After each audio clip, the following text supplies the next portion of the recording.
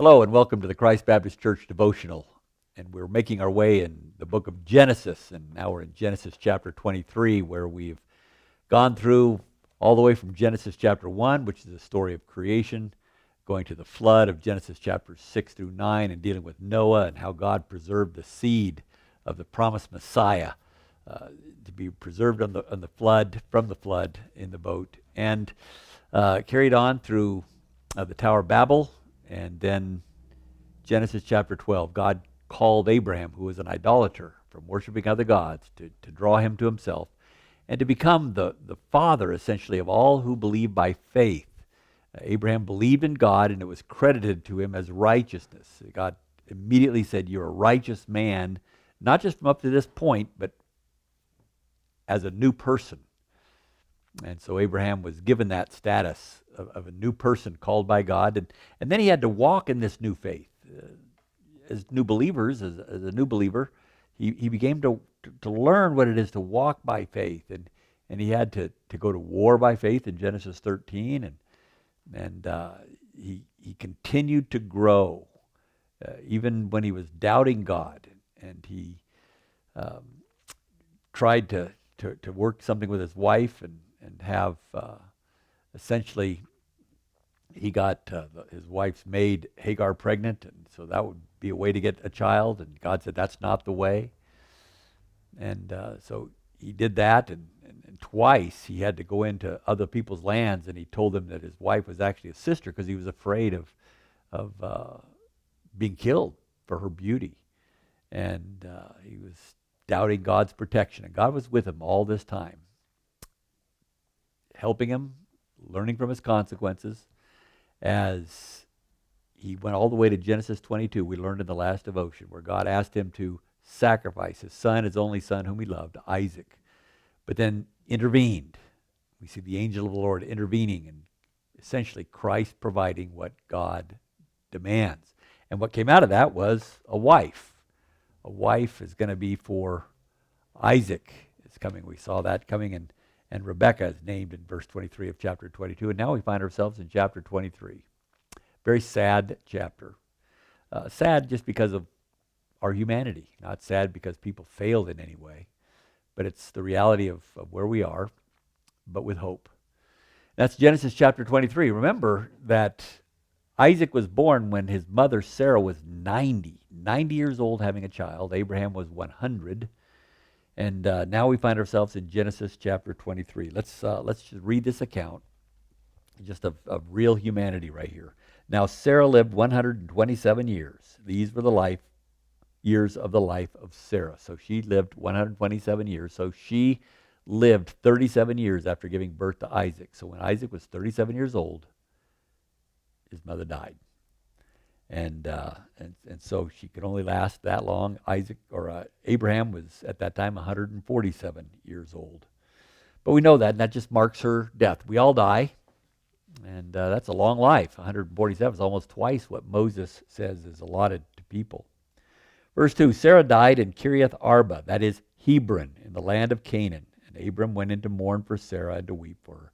That city, that little location, Hebron's pretty important little location. Hebron is the place that the spies first saw before they came back in, and Joshua and Caleb said, "We can take Canaan. We can do this," after they came out of Hebron. David was king in Hebron for 7 years.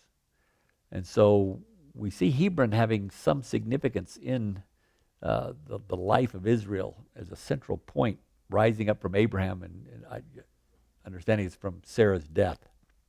That's where she died. So Abram rose from before his dead and spoke to the sons of Heth. So there was these people living there, sons of Heth, that are there. And Abraham realizes, "I'm a stranger and a sojourner among you. Give me a burial site among you, that I may bury my dead out of my sight." The sons of Heth answered Abram, saying to him, "Hear us, my lord. You are a mighty prince among us. Bury your dead in the choicest of our graves. None of us will refuse you his grave for burying your dead." I mean, you've been with us long enough. You can just take one of our spots. That's okay. So Abram rose and bowed to the people of the land, the sons of Heth, and he spoke with them, saying, if it is your wish for me to bury my dead out of my sight, hear me and approach Ephron, the son of Zohar, for me. So he says, let me talk to the head guy, Ephron, the son of Zohar, that he may give me the cave of Machpelah, which he owns, which is at the end of his field, for the full price. Let him give it to me in your presence for a burial site. I want a real burial site. I'm not going to just bury my wife anywhere. She's special. And this is something Christians need to understand. Money isn't an important thing. It's a value that Christians understand, not money. And so he understood his wife and the time that he had with his wife is of great value. And there's honor to be there for memory. And it's not wasting money at all. It's value. It provides value for humanity. So we don't worry about it. And he said, I'm going to buy this because otherwise I'd be cheapening her memory, cheapening my time with her because I'm worried about money right now. So he says, no, give me the head guy and I'm going to pay full price for it. So verse 10, now Ephron was sitting among the sons of Heth, and Ephron the Hittite answered Abraham in the hearing of the sons of Heth, even of all who went in at the gate of a city, saying, no, my lord, hear me. I give you the field, and I give you the cave that is in it. In the presence of the sons of my people, I give it to you, bury your dead. No, I want you to have it. I really want you to have this. Verse 12, Abraham bowed before the people of the land. He spoke to Ephron in the hearing of the people of the land, saying, if you will only please listen to me, I will give the price of the field, accept it from me, that I may bury my dead there. Then Ephron answered Abraham, saying to him, my lord, listen to me, a piece of land worth 400 shekels of silver, what is that between me and you? So bury your dead. So he named the price, 400 shekels of silver for this cave. Abraham was not going to say, I'll just take a piece of land and that's the end of it, and it's got no value. Abraham set maximum value for where he's going to bury his wife. There's a similar story in 2 Samuel 24 when David was wanting to build an altar from a man. And the man said, here, I'll give it to you for free. He says, no, I will not give to the Lord what costs nothing. You don't do that. You don't give the Lord a bunch of money after you win the lottery. That's treating it with contempt. That's treating the Lord with contempt. And he'd be treating his wife with contempt here by saying, what's the cheapest deal I can get? There's value. There's no value here. So he bought it for 400 shekels of silver. Abraham listened to Ephron. And Abram weighed out for Ephron the silver which he had named in the hearing of the sons of Heth, 400 shekels of silver, commercial standard. So Ephron's field, which was in Machpelah, which faced Mamre, the field and cave which was in it, and all the trees which were in the field that were within all the confines of its border were deeded over. So he got the deed of the land and got that so he could actually own this. It was deeded over to Abraham for a possession in the presence of the sons of Heth before all who went at the gate of the city. After this, Abraham buried Sarah, his wife, in the cave of the field at Machpelah, facing Mamre, that is Hebron. There we go again. Hebron, very important city. It's going to come all the way to David in the land of Canaan. So the field and the cave that is in it were deeded over to Abram for a burial site by the sons of Heth. So that's it. Just all of that just explain the death of Sarah and the meticulous nature that Abraham wanted to make sure that he took great value in placing this spot. And the spot was actually valued by God. We find it later on in the story of David in Hebron. And what is Abraham holding on to? He's not holding on to Sarah, his wife. I mean, she dies, and that's what happens. Abraham lives on for quite a while. They'd been married. We can safely say from the biblical numbers, since Abraham was 75 years old when he left Haran with his wife, and now we know that Abram is 137 years old, so 25 plus 37 is 62 years, and he was married before he left Haran, so there's a very strong possibility he was married for 75 years to Sarah. 75 years, because he was 75 when he left Haran. And if he was married for another, let's say 30 years there, well, 30 years is that could be 90 years of the same woman almost. They had a long relationship, and she was childless all the way up to 90 years old, all the way up to Abraham being 100. So they were very, very close. And so this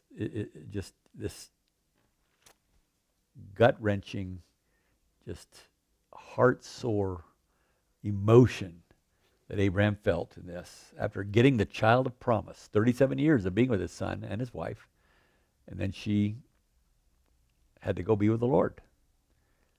And Abraham understood that.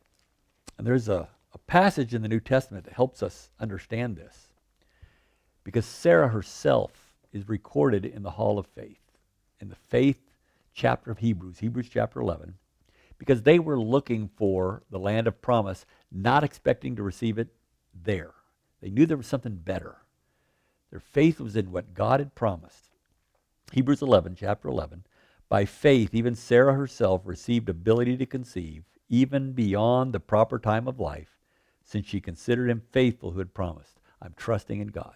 I'm trusting in God for everything. 90 years old before I get a child.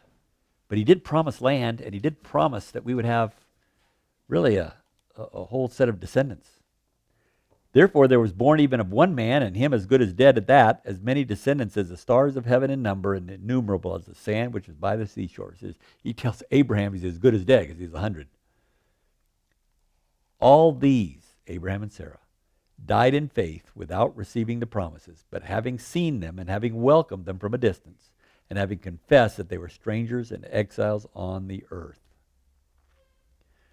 So this is Abraham saying, we're going to make sure we have a proper burial site for my wife, because this is our land. We're going to have it all the way till forever. It's our land. God promised it. So I'm not going to just take free land from people. We're going to buy it. We're going to have it. We're going to stake a claim. It's right here because this is what God said. And Hebron, we find later, is where David reigned for 7 years. And then the greater David comes right there in Israel. The land that was promised Abraham, he knew was going to be given by God, because God is trustworthy and God is good. And so we see just the sorrow of a death, but held up by the hope of the promise. And that's what we as Christians have. We're going to face the sorrow of death, all of us, no matter what.